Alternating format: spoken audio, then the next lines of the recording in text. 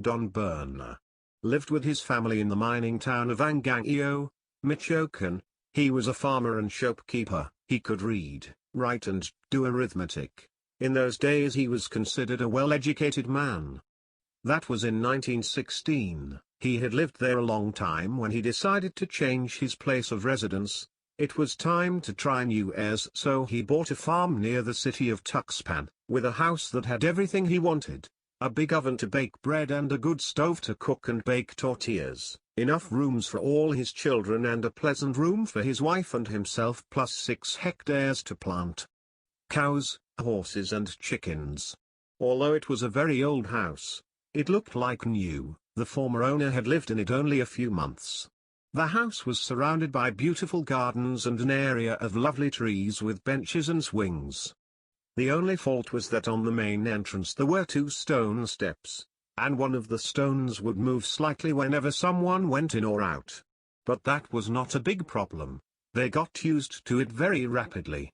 They enjoyed a good life, him and his family, and in a short time, Don Berna, as he was called by everyone, was appointed judge in the very city of Tuxpan, and he remained for some years in that position.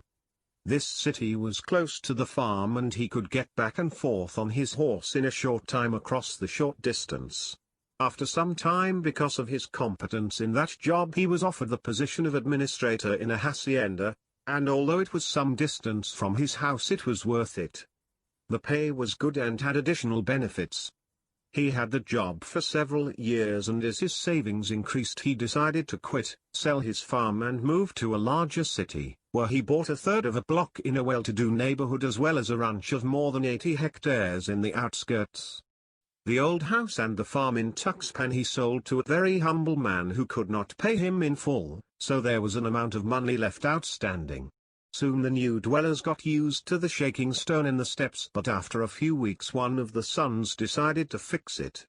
He bought all the necessary supplies and made some mortar so that set the stone in place.